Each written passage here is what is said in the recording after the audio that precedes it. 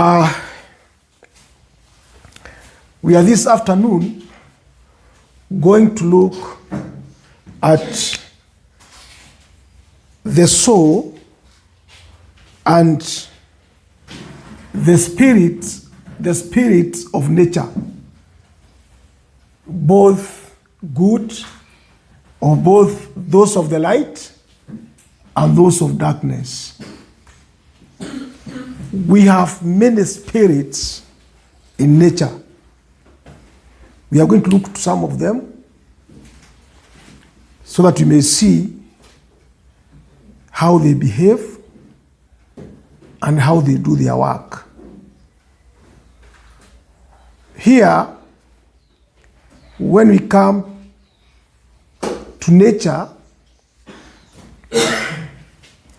we have the soul, which is of higher vibrations, because the soul comes from God. And we have other spirits, we call them the lower spirit, which comes from nature itself. We are going to see the difference between the spirit of the soul and the spirit of nature, because there are many as we go by. You remember last time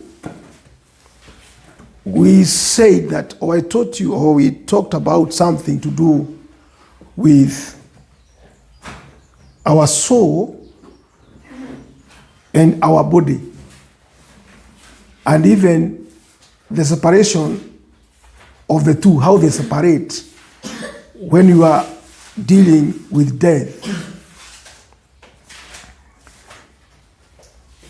And we saw that if the physical body dies, the lower octave ceases to sound, but the higher one continue and will continue to vibrate as long as it is in contact with the highest. That means, tuliona, we have the soul and the body. And we saw that when the soul separates with the body, we found that this one is going to be buried at the grave, but the soul is going to be united with the higher one. Or either it is going to go to God or to hell. But the body is going to remain in the grave. If the spirit has become separated from it, that is, we found that before it goes to hell or to heaven, we saw that there is astral spirit,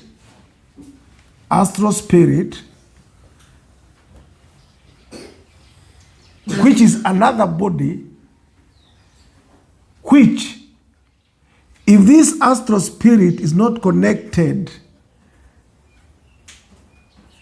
with the higher, that is the Spirit of God, it is going to go to hell.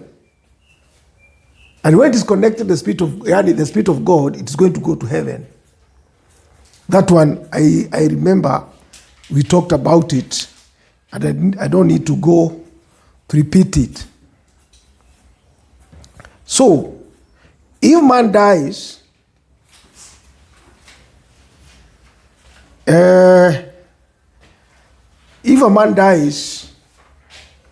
we saw that automatically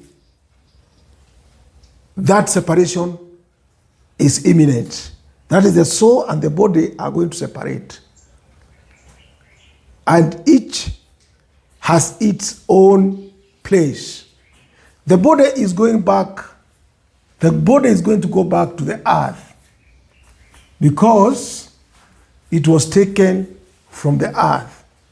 And the soul is going to go back to God because it came from God. And that's why where we have said, when we say it goes back to God, in God here, when you come to eternity, there are two places. That is heaven and hell. I think up to that point, tuko sawa. So here, this dissolution, however, does not take place immediately at the time of separation of the soul from the body, but may require a long time. That means we saw that when this dissolution take place, or when this separation take place, we saw that the dissolution of the body sometimes take a long time kuwa completely separated. There is some sort of connection between the soul and the body, and this body which has gone at the grave. It takes sometimes a long time.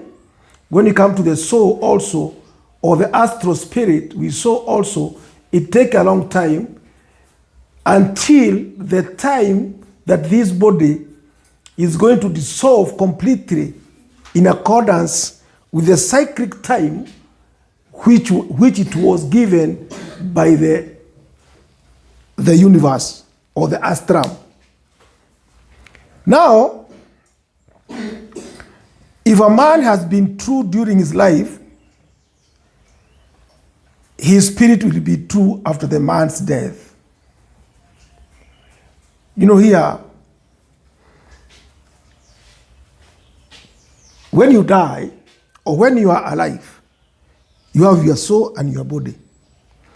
If you are true, and when we say true, ni kumaanisha wewe, you have been born again in this world in Jesus Christ. Umezaliwa upya katika Kristo Yesu.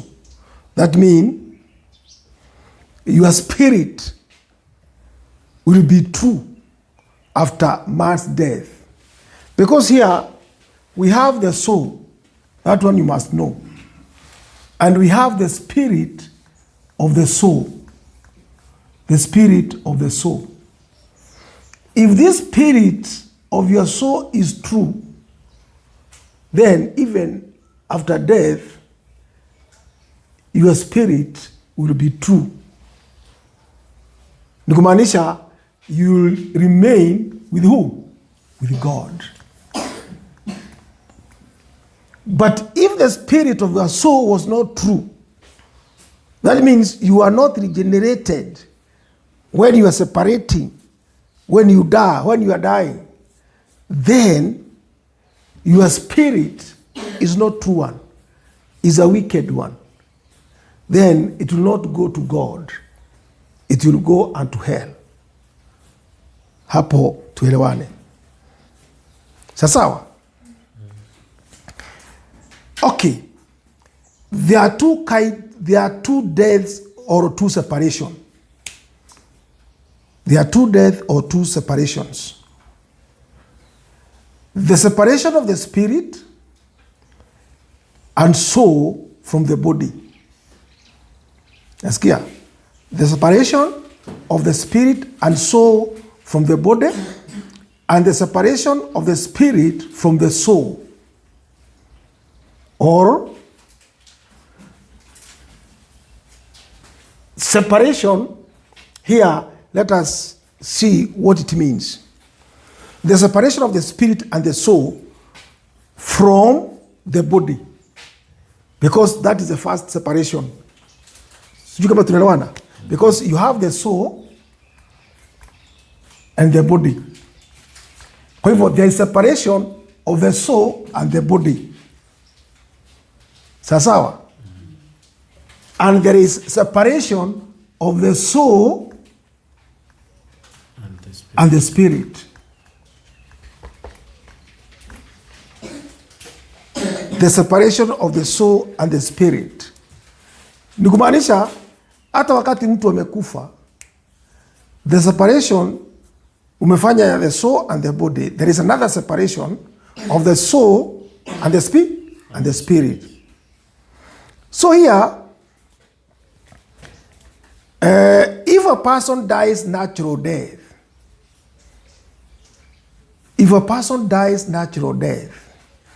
that is from old age, his passions having died out during his life, his selfish will having become weak, and his mind like that of a child, putting its confidence in his father, his spirit and soul will, at the time of his death, become free from material body and be attracted to the body of Christ. You see here, mtu akifa kifo natural, kuna watu wanaendanga, unakuta yeye kabisa kabisa, all his passions ama mafikira yake yote inarudi kama ya mtoto.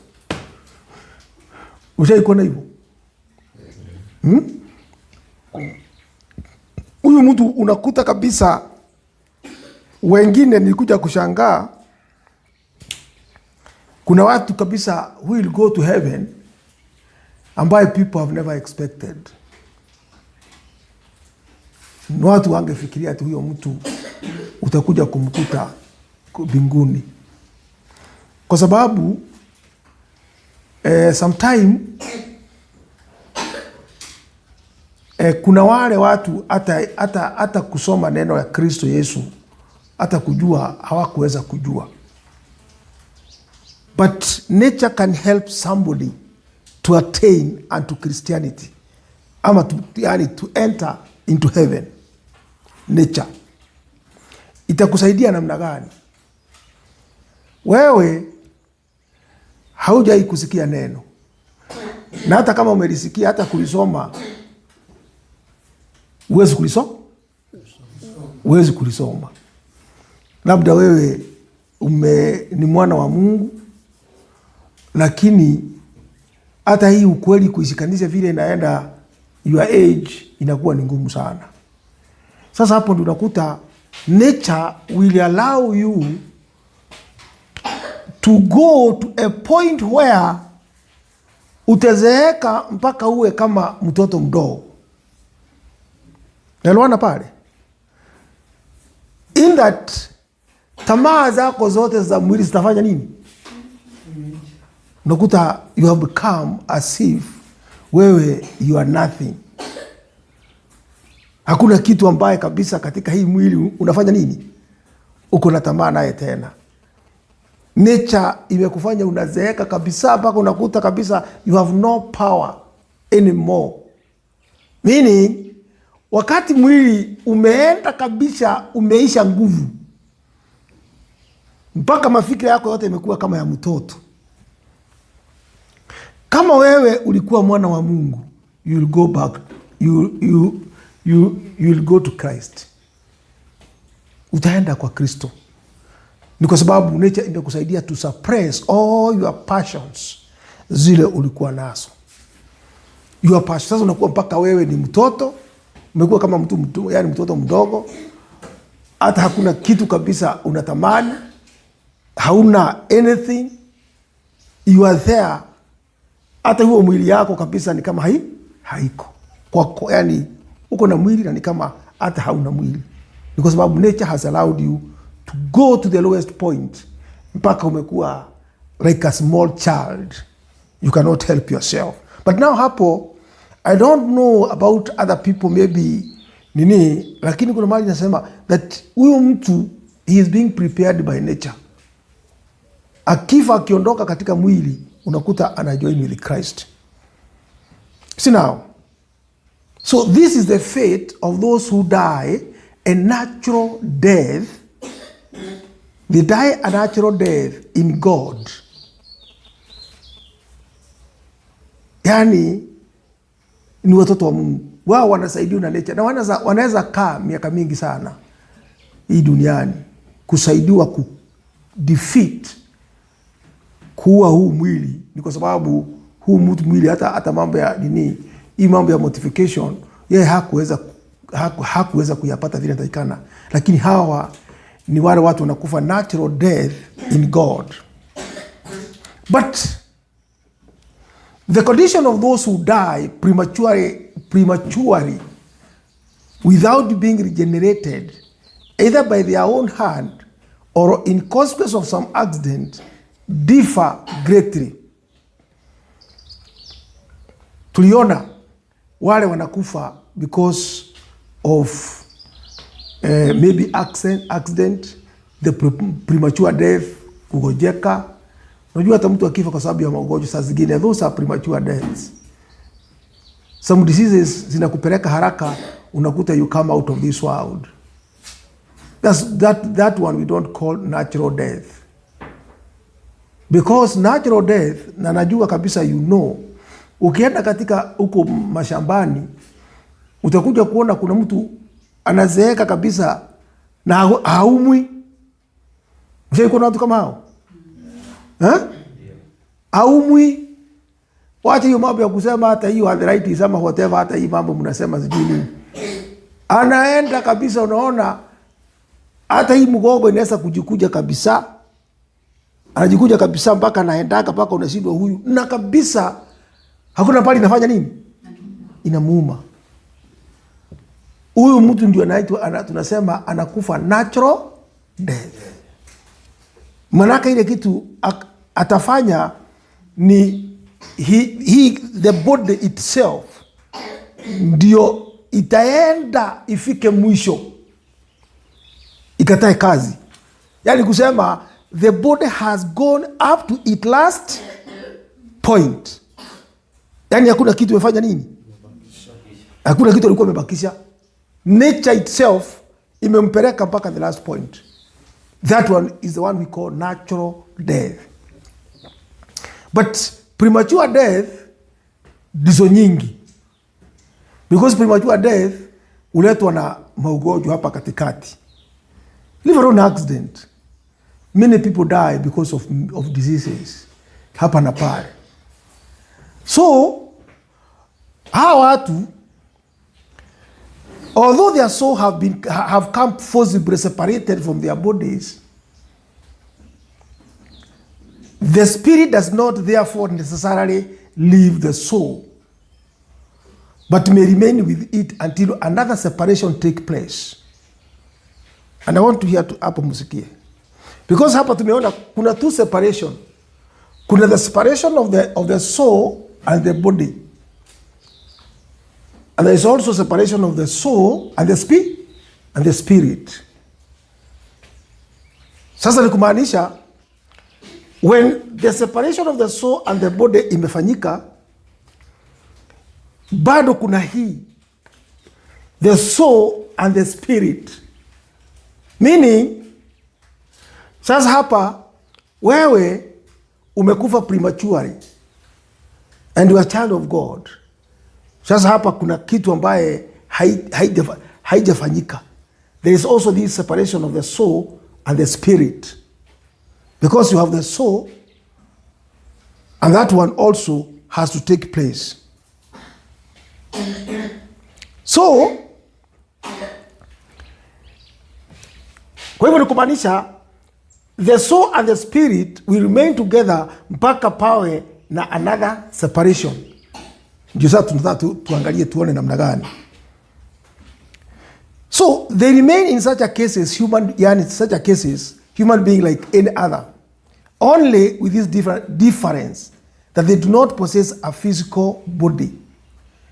You see now, they remain together, the soul and the spirit. The only difference is because they don't have a physical body.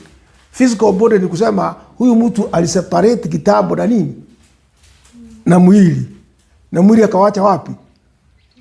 Hapa duniani. Tunaona?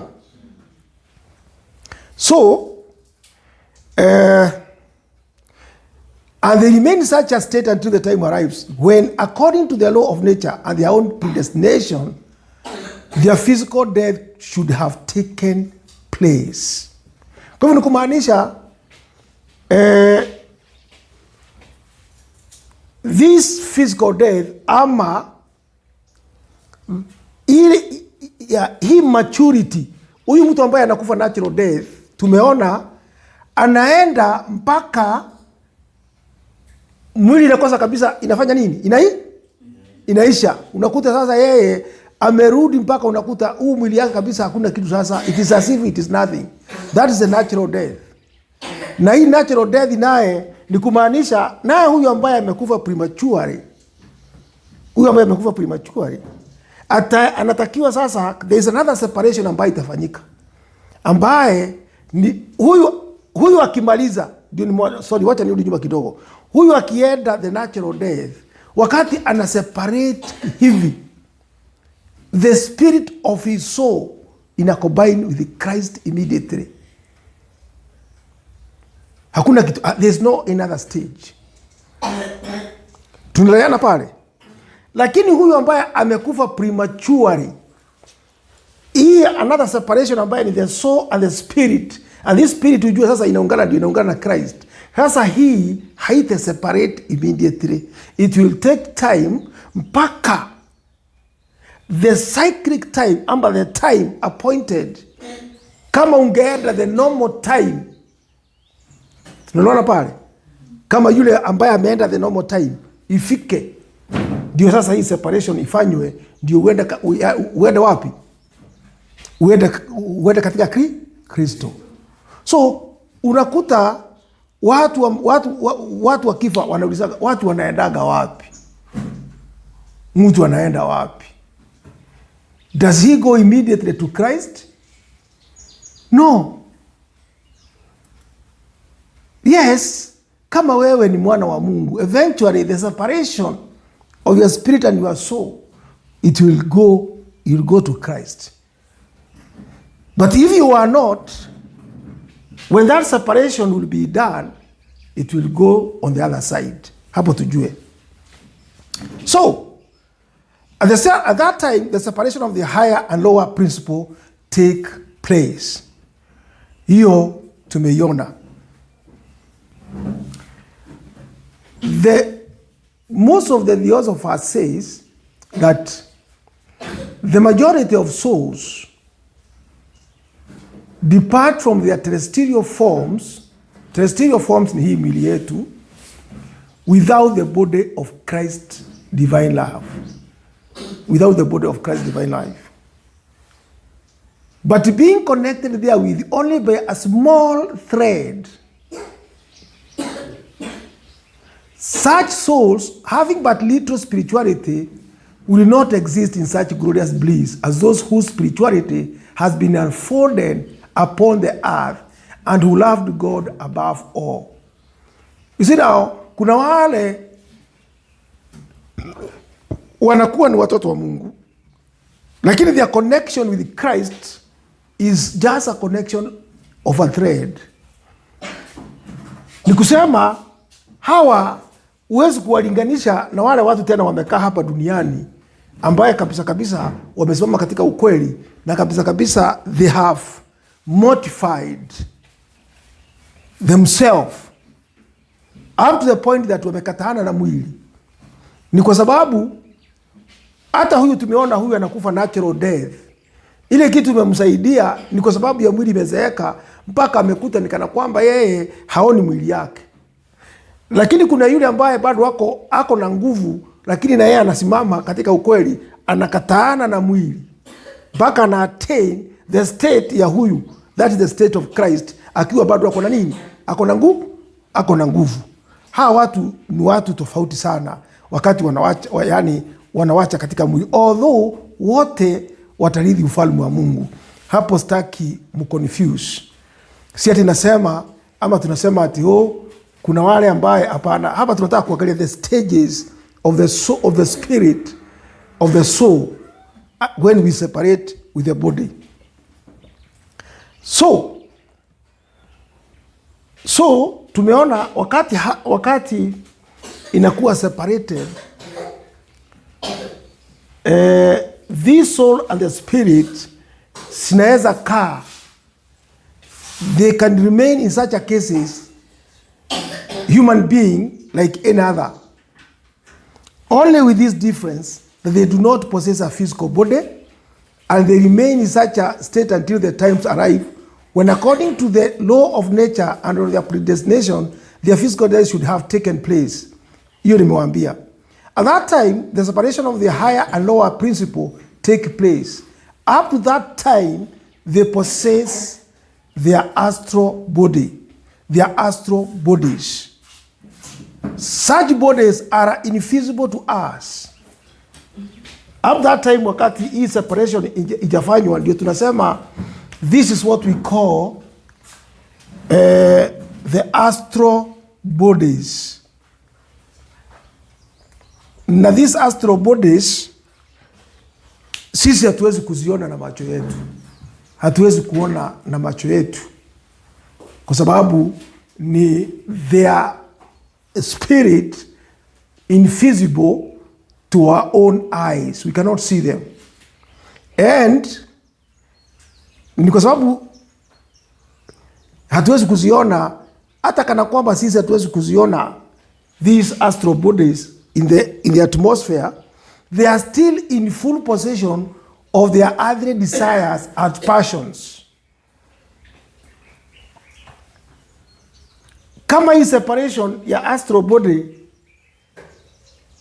ambayo in the soul and spirit ambayo tumeona ni machu, yani tuliziona kabisa, yani mwili na nini imewachana, the desire, these astral bodies zitakuwa na desire kama zile zilikuwa nazo hapa duniani. Tunaelewana?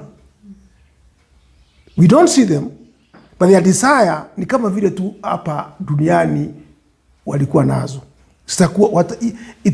It is invisible spirit surviving in the universe, ambaye sisi hatuwezi kuziona, hatuwezi kuona na macho yetu, lakini their desires is like our desires. Ni kwa sababu their bodies, spiritual bodies, ambaye ziko katika yani the spiritual realm. Moja tutumie jina the spiritual realm. Na nimewaambia when this separation is going to take place, wale ambaye ni regenerate, they'll go to God. Zile zingine zitaenda upande wa the hell. But before that judgment, there are invisible bodies in the spiritual realm. They are still in full possession of their earthly desires and passions. They attempt to satisfy them and are instinctively attracted to person in whom they find corresponding desire and passions. Na this spirit, na ujue ni the spirit za watu wanatafuta, waga zinatafuta desires katika wale watu wanaishi hapa duniani. Na pahali hawa watu wanaishi wakona kama hizo desires zao, they will manifest there. Na zitakaa in that area. Tunaelewana? And to such places where they may hope to satisfy them by entering into sympathy with such persons, mediums, and are therefore often inclined to instigate such a mediumistic person to the commission of crimes and immoralities. Wacha tuangalie, for example, ukienda in some places, even in our country, utakuja kuona kuna some spirit wanga zinaishi hiyo area, kama night runners. Ushaikuwa na watu wanaitwa night runners?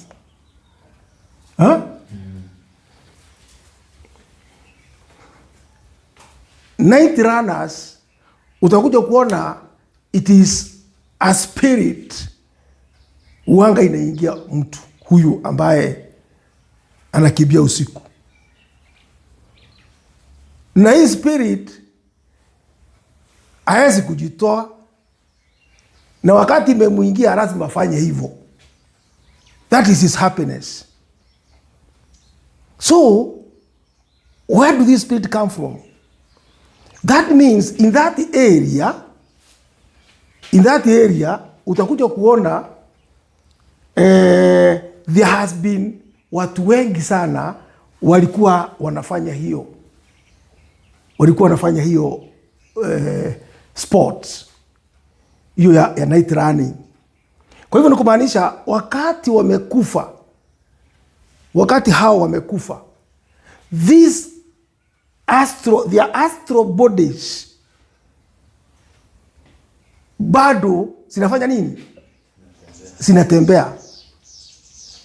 Na this astral spirits za watu zita influence wale watu katika hiyo area. Manake within that area, siki hapa, they are still in possession of their earthly desire and passions. Hivyo ni kumaanisha huyu night runner si ameenda. Hivyo ni kumaanisha his astral spirit bado iko na desire gani? Ile ilikuwa inafanya pale. Sawa? They attempt to satisfy them. Sikia, they attempt to satisfy them and are instinctively attracted to persons in whom they find corresponding desires and passions. So ni kumaanisha wale watu wamezaliwa area hiyo, hakutakosa watu wengine nao wako na nini? Wako na hiyo tamaa. So kwa sababu wako na hiyo tamaa, those spirits zitaingia hawa watu. Ndio unaona sikigia huyu hawa watu sasa hawa watu wamekuwa their mediums. So wakati imefika usiku, that spirit ikimuingia lazima afanye nini? Lazima atembee usiku. Wengine hata wanaweza uawa, wengine hata wanaweza pigwa, wengine hata wanaweza pigwa miguu na wafujwe miguu, lakini utamkuta sasa ushindwe ni nini? Utamkuta hata kesho na kesho kutwa atafanya nini? Ataenda. Kwa sababu hana nini? Niliona hata mtu akiolewa na night runner, uolewe na mtu ambaye anakimbia usiku, wewe ukiwa bibi nawe utafanya nini? Utaanza kukimbia.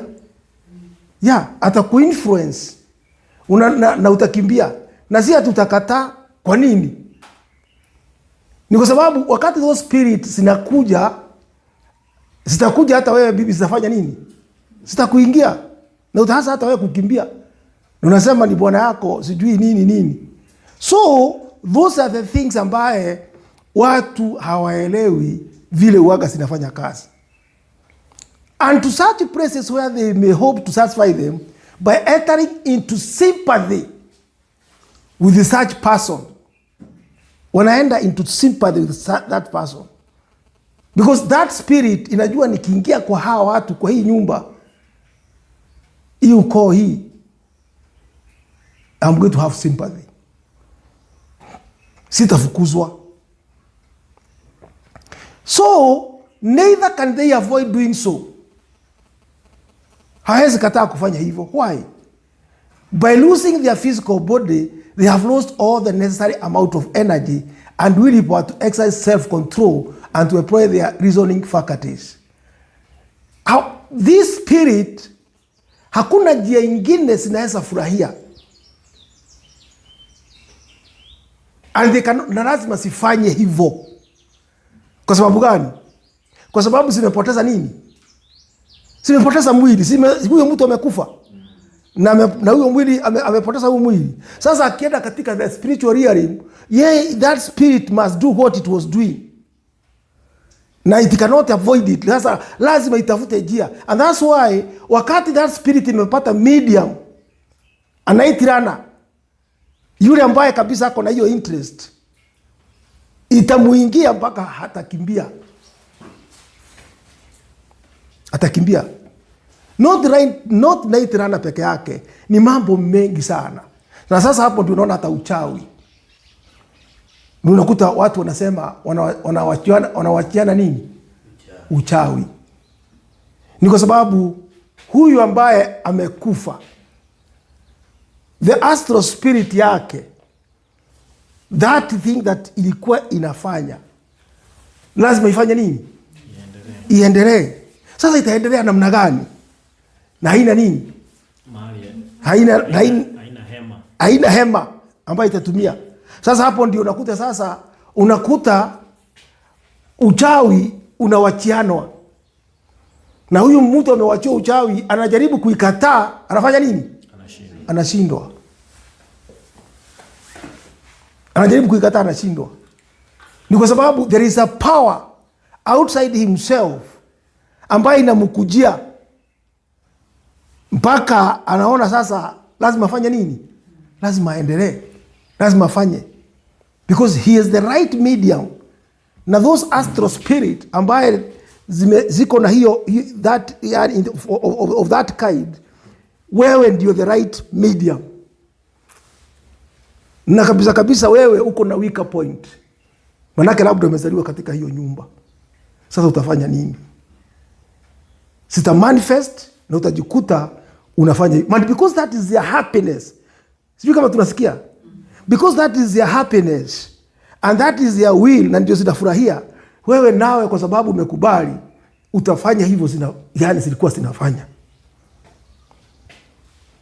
So lazima tujue, they often haunt the places where they used to spend their time during life.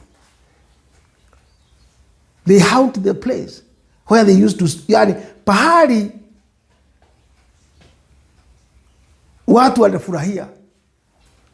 Unaona kama beaches ama pahali fulani, those places they are haunted by this spirit. Ni pahali zilikuwa zinafurahia raha. And because nyinyi you don't recognize, mnakataa kurecognize, they can haunt that place. How? Unasikia mashule, unataka kusikia hata shule watu wanarushiwa nini? Mawe. Sisi kusikia watu wanarushiwa mawe. Watu wanashindwa sasa, what is happening?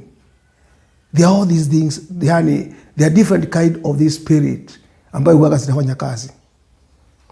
So they often haunt the places where they used to spend their time during life, thus attempting to find relief from their burning thirst after the gratification of their desires. They have a burning lust. Ziko na tamaa ya kufanya vile zilikuwa, yani watu walikuwa nafanya. Lakini nyinyi you don't recognize. Sasa sitafanya nini ndio mrecognize? Hata sisi tuko na tunaishi. If they have committed crime, they may be bound by repentance to that place where it was perpetrated. If they have a treasure buried, care for their money may hold them there. Ushai kusikia mtu ameuawa, somebody, you kill somebody because of unataka pesa zake ama unataka kurithi yeye. Lakini naye unakuta huyu mtu wakati anafikiria atafurahia, unakuta anakuwa disturbed sana. Na yeye haelewi. Ni kwa sababu maybe you killed somebody because wewe labda ulikuwa unataka nini? Ulikuwa unataka mali yake. Sasa ukifikiria wewe utakuwa na raha, unakuta hautakuwa na raha na wewe. Zero disturbances waka zinatokana na this spirit, the spirit of that person. Ni kwa sababu yeye raha yake na desire yake ni ile pesa. Na wewe hii pesa ndio unataka kufanya nini? Kuenjoy? Basi utaenjoy basi. Utasumbuliwa mpaka utasema, kwa sababu nataka kuambia watu, mpaka watu wanashindwa, hii mtu ndio tunafikiria ametajirika, kumbe ameenda namna gani? Hauna raha te? You see now? So if you have a treasure buried, if they have a treasure buried, Care for their money may hold them there. Care for their money may hold them there. Hatred or desire for revenge may tie them to their enemies. Revenge. They can do that. Sasawa. Love may turn them into vampires and connect them with the object of their passion, provided that there are some element in their latter which will attract them. Unasikia upendo. Kuna watu washai kupendana na watu, lakini wakati wamewachana kwa sababu ya this or that, unakuta huyo mtu will never have peace anymore. Unakuta huyo mtu will have peace anymore. Wacha tuangalie what is a vampire. A vampire is a corpse that rises at night to drink the blood of the living. Tunaelewana? A corpse, so a vampire is a corpse that rises at night to drink the blood of the living. So here tunasema namna gani hapa? Tunasema the desire for revenge may tie them to their enemies. The desire for revenge may tie them to their enemies. Love may turn them into vampires. Love. Alikuwa amependa mtu sana. Alikuwa amependa mtu sana. Huo upendo umehedaji. Maybe somebody amekufa prematurely na mlikuwa mnapendana na yeye. Na hii upendo ambaye ame separate from his soul or from his body, when he become a spirit, he can become a vampire kwako wewe mlikuwa mnapendana. Nasikia? With the object of their passions, provided that there are some element in the latter which will attract them. If they are attracted to you, they can be, inaweza kuwa baya sana. Manake unaweza subuliwa sana na those spirits za huyo mtu. He can turn to be a vampire. Because the astral body of an evil person cannot influence the mind of a pure person, neither during life nor after death, unless they are mutually connected by some similarity in their mental organization. The best thing here to know that the astral body of an evil person cannot influence the mind of a pure person. Hapo ndio a true Christian anaingilia. This spirit, hata zikiwa namna gani, they can never influence the mind of that person who is truly born again Christian, who has a pure mind. Na ndio unaona wachawi wakitaka kuinsight mtu wanatafuta, they can make sure lazima wapate kitu yako. La sio hivyo, they like very much wale watu wanavuta sigara, wanavuta bangi, wale watu kabisa they don't have pure mind. Wale ambao hawana pure mind, it is very easy to trap them. Wachawi ni rahisi sana kuwa trap. So hapo ndio tunaambiwa ukisimama katika ukweli, this astral spirit, they are not going to have any space. Even this, whatever the spirit ambayo inataka kuingia, tumeona lazima iwe na some interest. Lazima iwe na some interest. So if kabisa your interest is not in line with this spirit, they cannot influence you. Haziwezi kuinfluence wewe. Hata hizi vampire haziwezi kuinfluence wewe. ukiwa kabisa you are pure in spirit.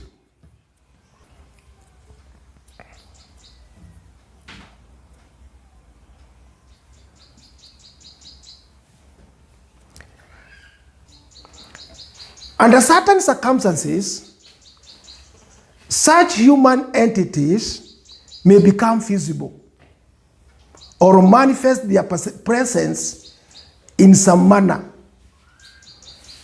Sometimes they may become visible. They may appear in bodily shape or remain invisible and produce sounds and noises. Sawa?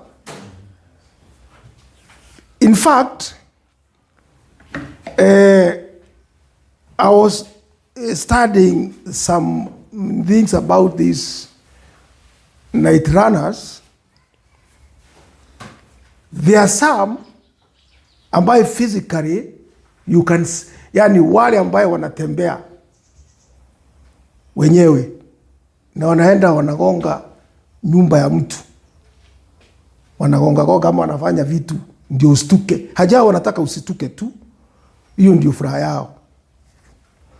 But the same spirit, this evil spirit, they can also do the same. They can also do the same. Usikie a knock, usikie a noise, lakini hata ukitoka kwa nyumba uangalie, hautaona nini? Hautaona kitu. Unakuta hautaona kitu. Wewe mwenyewe unaangalia, unashindwa where. Because there are some ukikiona unaona huyo ni mtu alikuwa pale na anakimbia. Lakini kuna ingine inaweza kuja, unasikia knock, unasikia nini, lakini hata ukitoka nje unakuta kabisa hakuna kitu unaweza ona. Sawa? Kwa sababu gani? Sometimes they may appear with the body shape. They may appear with the body shape. They may appear in body shape or remain invisible and produce sound and noises such as knocks. They can knock. Hata kwa mlango. They knock. Laughing. Nishawahi kusikia watu wakisema there are some places ukienda sijui wapi unasikia watu wanacheka.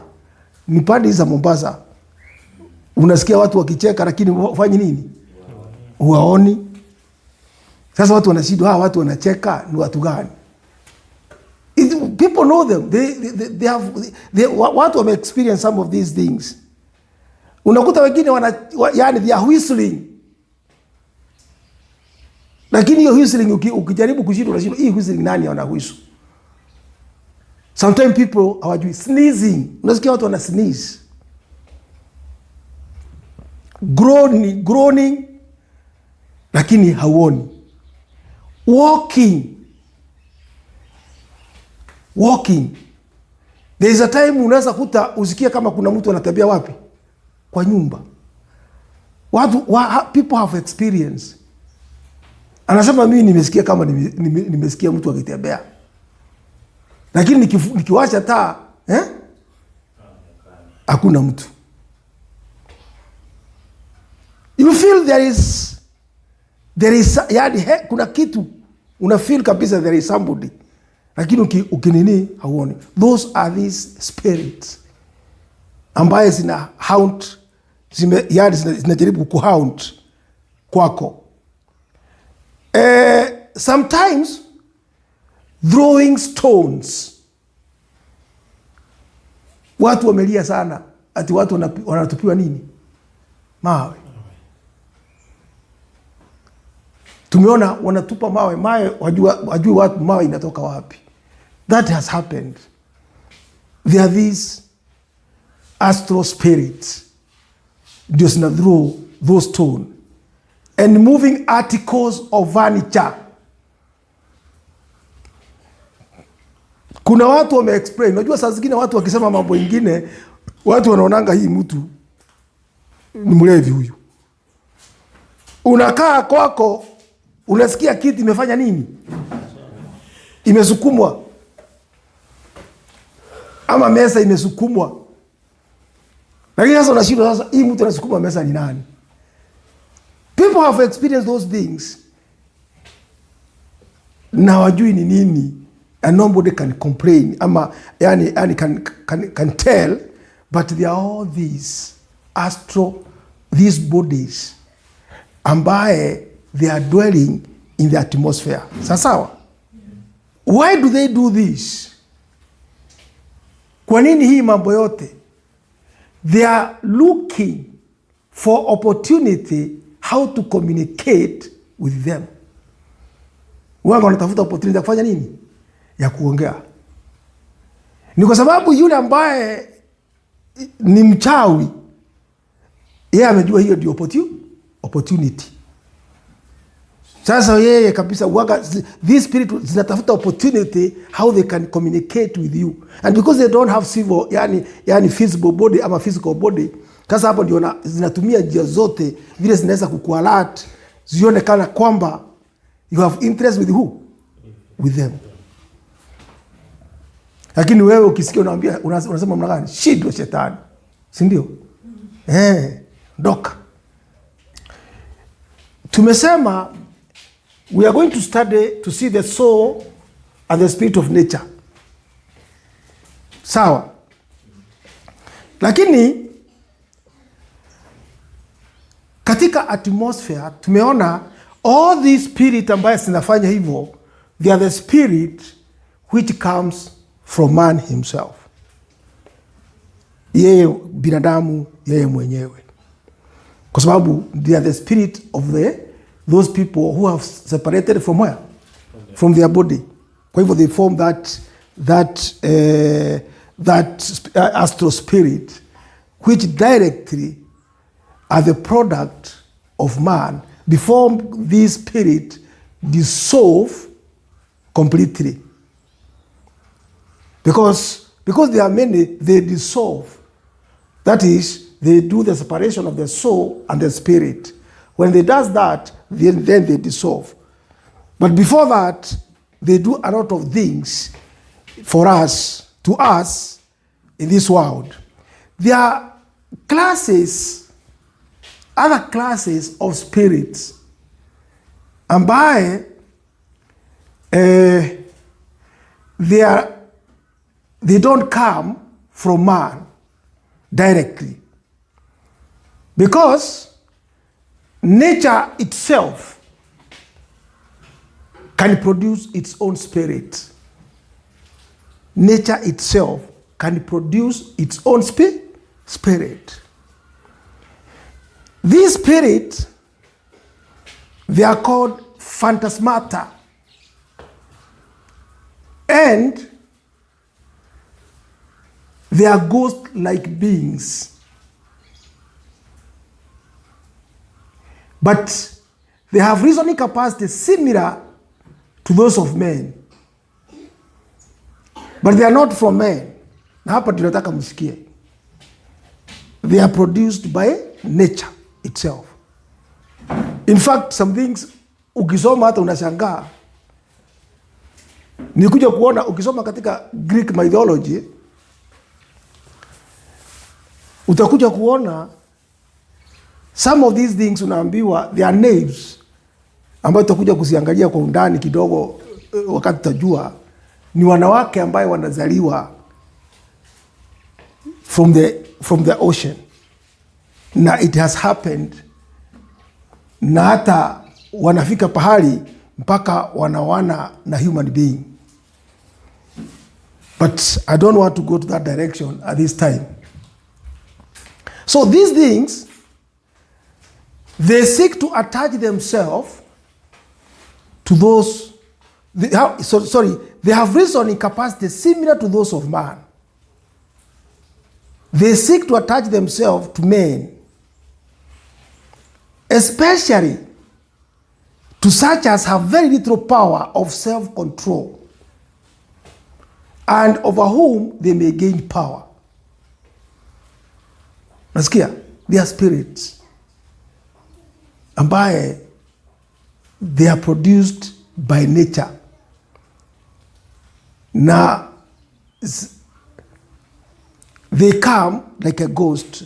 They might even want to manifest to man, lakini nasikia yule ambaye hana self control. So there are great many kinds of such spirits, good as well as evil ones, and they love to be near man. And in this, they are compared to dogs, who are also found of the company of men.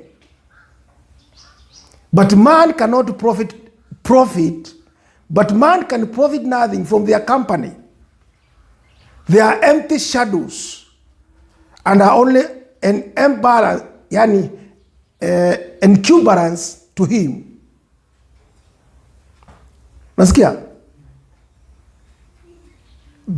You can profit nothing from them. But to them, they like to be very near men. We don't see them. They are ghost-like. We don't see them. So here we are, tunaangalia those spirit ambaye zinakaa na ziko, lakini hata kana kwamba tuzioni ziko. Some of these things nawafundisha, they are not from man's reasoning. Ni watu ambaye walifundishwa haya yote na nani? Na Mungu. To know some of these things, usifikiria ati ni kureason, ati unaenda na reason unajua ni naa. You are taught through revelation. Ujue. Kwa hivyo sio mambo ati ni hearsay. Sawa? They are afraid of red corals, but they are attracted by brown corals. Taona ni kwa nini? Ukienda in some area, utakuta kuna mtu anaweza kuja na kuchomea mahindi yako yote ama chakula kwa shamba. Yaani chakula yako ni mzuri. All of a sudden, uingie kwa shamba ukute imefanya nini? Imeungua yote. Sasa unashindwa. Sasa ni nini hii? Sasa hii nini ambaye inaweza kuwa hivi? Na unaona ile nyingine iko sawa. Kwa hivyo kuna kitu imefanya nini? Imefanyika. Some people wanajua. Wengine wanajua ni nini na inafanya hivi. Kuna hata mtu anaweza some plant apande. Na unakuta akipanda hiyo, hakuna kitu yake itaharibiwa. Especially ukipanda something red. Sikia hapa. They are afraid of red corals. Red, wakiona kitu red, they are afraid. Hawezi. But the brown corals attract them. Lakini ikiwa ni brown, ina attract wao. So, this spirit, ndio hawa watu ambaye wanajua mambo ya uchawi wanatumia. Wanaelewa hizi mambo. Lakini na wewe kama unataka kuwapiga, unataka kupiga hizi vitu, unajua basi wewe unatafuta. There are some red plants, red.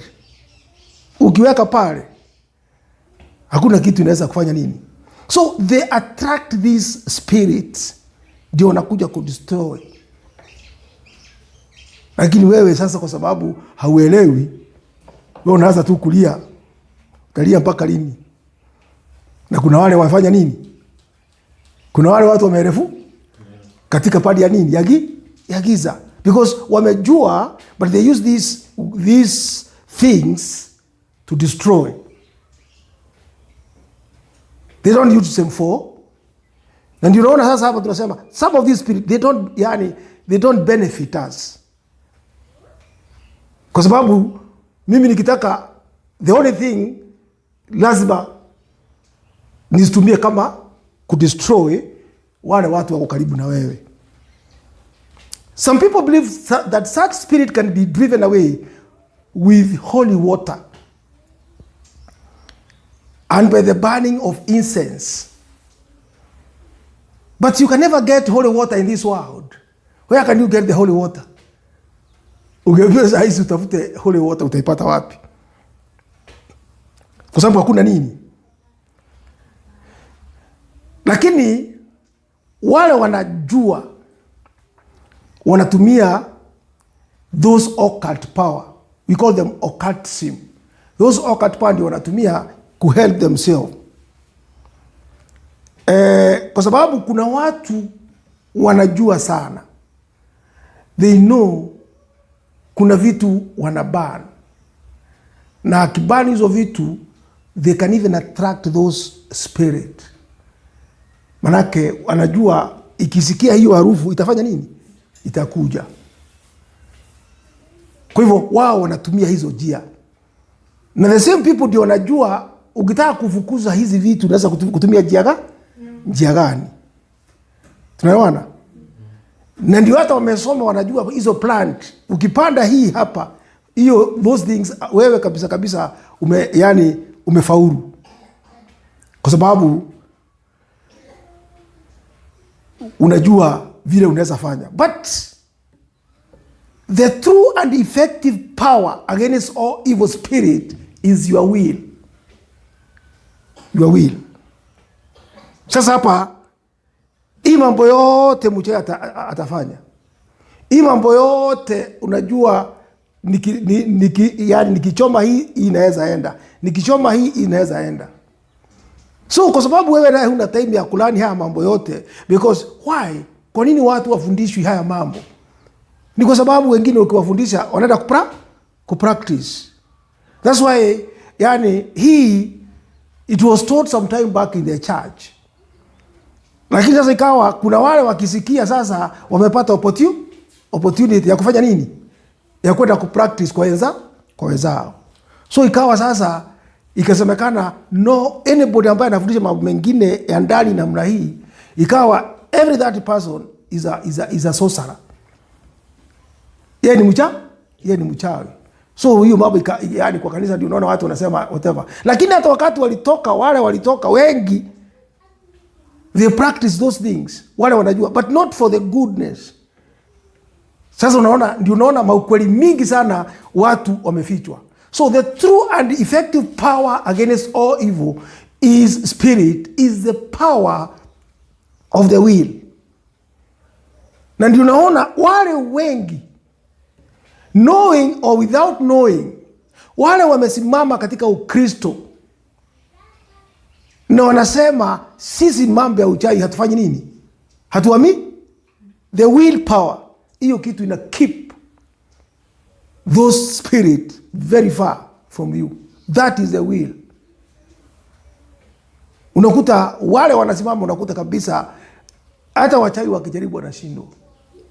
Because your will power as a person not giving in to those believe, unakataa, it can help you. Ni kwa sababu wewe sasa ukisema sasa utaenda kutafuta ile kitu utaweka pale ndio ujue, ndio ungane na ule. Sasa utafika pale yule ndio anajua. Na hawezi kukuambia. So if we love the source of all good with all our heart, mind and desire, we may be sure never to fall in the power of evil. Sawa? If we love the source of all good with all our heart, wewe ukuwa kabisa you love God with all your heart, umeweka the power of evil behind you. Ni kwa sababu the light and darkness cannot mix. Sasa wewe nikana kwamba ukisimama katika ukweli, unakuta all these things ziko, lakini they cannot hurt you. They are there, but they cannot hurt you. Sawa? Those are the things ambaye watu ufundishwa ndio wajue. Kwa sababu kuna watu wanatumia njia nyingi wakifikiria hivi ama watafanya hivi, lakini ukisimama katika kweli itakuwa whatever. There is another kind of spirit ambaye tunaita incubi and succubi. This now ni zingine ambaye vile zinazalishwa ni kwa njia ingine, hata saa zingine kuiongea ni ngumu sana, because these are born in the air. The cause of incubi and succubi are fluidic lava. The incubi are male and the succubi are female beings. They are in the atmosphere. No. They are the outgrowth of intense and lewd imagination of men or women. Hii nayo inazaliwa na imagination za watu. Their spirit. If you are a woman, you can, yani unaweza saa the succubi. If you are a man, you can give birth to the incubi. Their spirit. Na they are formed through the imagination. Hii inatumiwa njia mingi sana. Let us not talk about it. Kwa sababu ile njia inatengenezwa ni njia hata ukisikia utashangaa. Utajua kweli this world mambo mengine ni mazito sana. Ni vile watu hatujaelewa mambo mengine vile yanafanywa. Lakini ukisikia kuna watu wanafanyanga mambo ambaye ni ya ajabu. Mambo ya ajabu ambaye hata saa zingine unashangaa. Wewe unakaanga tu, lakini kuna watu wanafikiria some other things ambaye hata ungetaka kujua. They are good spirits and spirit of evil. There is paralental spirits and angels. They are the spirit of the four elements, hiyo nimewaambia, and there are many thousand different kinds. Many thousand different kinds. Each child receives at the time of its birth a familiar spirit of genius. And such spirits sometimes instruct their pupil, even the latter are in their earliest youth. Kila moja is a it has its genes. Tukisema germs ama genius, tukisema iko na nini na werefu yake. They often teach them to do very extraordinary thing. Kama for example, there is a number of genii in the universe. And these genii, we may learn through them all the mysteries of the chaos in consequence of their connection with the mycelium, yani magnum. Na ndio unaona hizi zinaitwa flagi, ndio watu wanatumia. Most of the people wanatumia kutengeneza haya mambo tunaita genes. But there are several kind. There are several kind of them ambaye zinatumika. Na one, we obtain knowledge through them, ndio watu wanazitumia. One way is by their becoming feasible and able to talk with us. The other way is by their exercising an invisible influence upon our mind. Zingine zinatumiwa hata ku-influence us. Ninaona watu wanatumia hizi majina, hizi spirit kuziweka kwa sababu they can teach us mambo mengine. They can help us. Lakini hii kusaidia ni kwa sababu unataka sikusaidie, iko na some repercussions. Na ndio unaona wengi ambayo wanafanya the art of necromancy. Necromancy ni watu ambaye unakuta nasoma, hata wewe unaweza kaa hapa kusome na ajue vile unafikiria. So wale wajui ukienda katika some pali wengine wanafanya hii michezo kama arenas whatever, kuna watu wanakuja pale wanasoma, wengine anaweza hata unaweza funga yeye kitambaa na unashika kitu na nakwambia ni nini hiyo umeshika. Hiyo iko na vitu kama hizo. Mzee, hiyo ndio wanatumia those spirit ambayo zinaitwa fragile. And the same spirit ndio wanatumia, yani ndio unaweza kuzipata katika jino. Hizo wanazitumia. So hii wanaitumia, they may be made to reveal it either by persuasion or by strength of one's will. For they obey the will of man. Hizo wanga zinakubali the will of man. For the same reason as a soldier obey the will of a commander. Kwa hivyo ukiziweka zitafanya nini? Statii. Zitakuwa zinafanya vile unataka. Na ukienda katika most of the watu wanaitwa Muslims, ukienda some parts of East Asia huko utazipata kila moja. Wengi wanakuaga nazo kwa nyumba. Manake zinatii. Hata akizituma pahali zikaharibu zitaenda. Zinatii yeye. They obey the will of man for the same reason as soldier obey the will of the commander, or an inferior obey that of superior. Although the latter may be physically stronger than the former.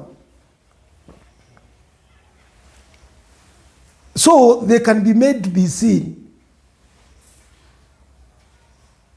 Not only the flaggy themselves, but the person to whom they belong may be seen, and all their secret be known. Kwa hivyo ni vitu ambazo zinatumiwa na hizo zote mnasijua. And hawa wanaweza kutumia, yani ni kusema some of these spirit unaweza kuzifanya ziwe zinaonekana, unazitengeneza. Kwani ukienda kuuziwa utauziwa namna gani? Si lazima ionekane. Mtu aone ile anataka. They can be meant to be seen. So these are things ambaye sitaki tuingie ndani sana, lakini lazima tujue ziko na watu wanazitumia, na zinatumiwa kwa njia nyingi sana.